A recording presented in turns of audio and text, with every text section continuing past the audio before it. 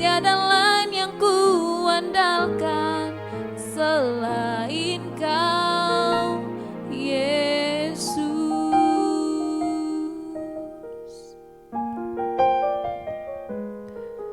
Ku perlu Engkau, Yesus. Haus jiwaku menantikan-Mu. Ku percaya Kau penuh pengharapanku di dalam-Mu. Yesus, hanya Kau yang ku andalkan, melebihi siapapun juga. Yesus, hanya Kau yang ku percaya di setiap waktu. Tiada lain yang ku andalkan selain Kau, Yesus.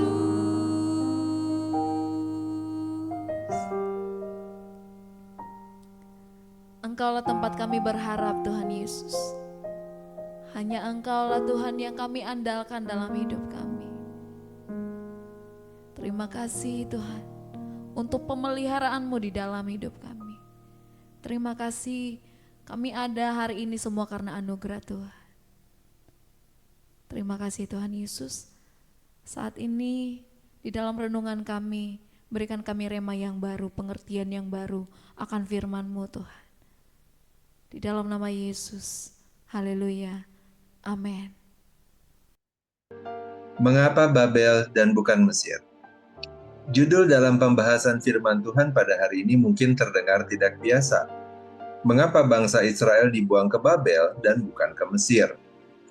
Namun sebaiknya kita bertanya terlebih dahulu, mengapa bangsa Israel dibuang?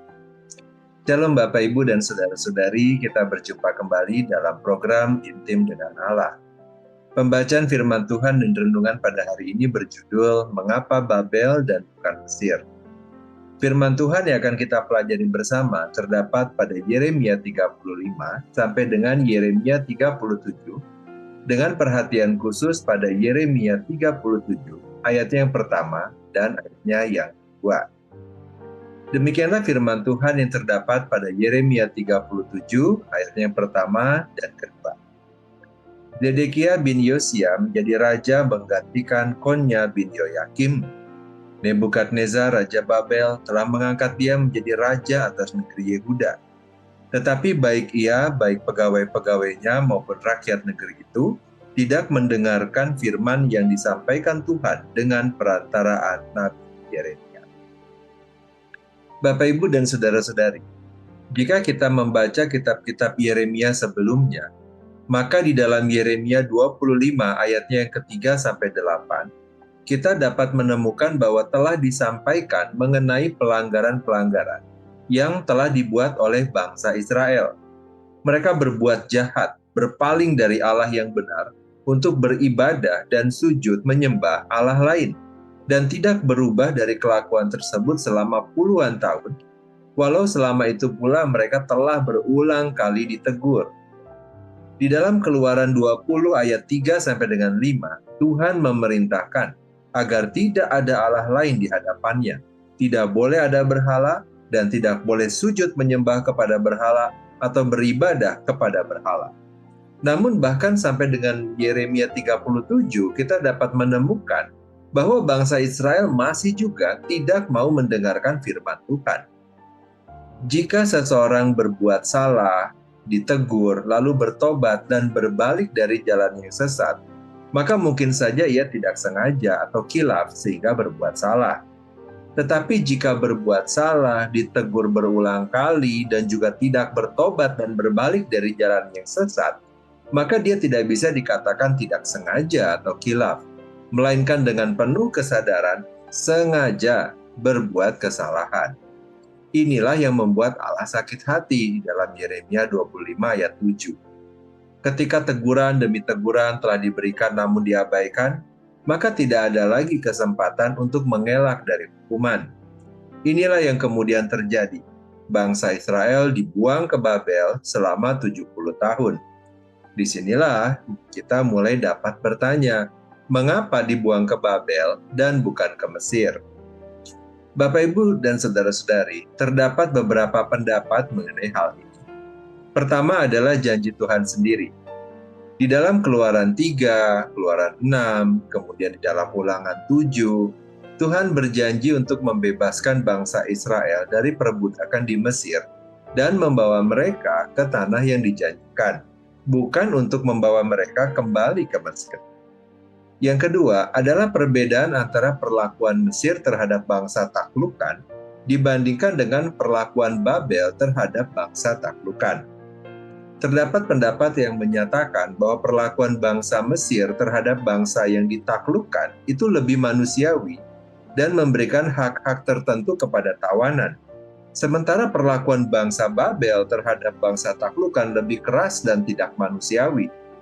Namun dengan situasi dan perlakuan bangsa Babel yang tidak manusiawi inilah, bangsa Israel memiliki kesadaran yang mendalam bahwa mereka dihukum oleh Tuhan akibat pelanggaran mereka sendiri. Di sini kita dapat melihat providensi Allah. Sekalipun bangsa Israel berlaku tidak setia, Allah tetap setia. Ia mengizinkan bangsa Israel mengalami sengsara, tetapi Ia juga menyertai mereka dengan mengirimkan nabi-nabinya untuk memberikan penghiburan, kekuatan, pengharapan, dan menyadarkan mereka akan kesalahan mereka. Tuhan tetap memelihara umat-Nya. Seandainya Yehuda dibuang ke Mesir yang memiliki kebijakan perlakuan lebih lunak terhadap tawanan, maka justru hal ini akan berpotensi mengakibatkan bangsa Israel melebur dengan bangsa Mesir dan akhirnya jati diri mereka sebagai bangsa pilihan Allah akan hilang. Sebaliknya, di dalam pembuangan di Babel, Yehuda mengalami pembaruan rohani. Mereka kembali kepada Taurat dan ketetapannya. Mereka menyadari pentingnya firman Tuhan sebagai panduan untuk mereka hidup seturut kehendak Allah. Dan mereka juga berkesempatan untuk memperbaiki hubungan dengan Allah melalui pertobatan. Pembuangan ke Babel pada akhirnya menunjukkan bahwa Allah memiliki rancangan yang lebih besar untuk umat-Nya. Allah selalu hadir dan bekerja dalam kehidupan orang percaya, bahkan ketika mereka berada dalam situasi yang sulit. Bapak, Ibu, dan saudara-saudari, bagaimana dengan kita sendiri? Apakah kita perlu harus dibuang ke Babel terlebih dahulu, baru kita bertobat? Atau teguran firman Tuhan cukup bagi kita?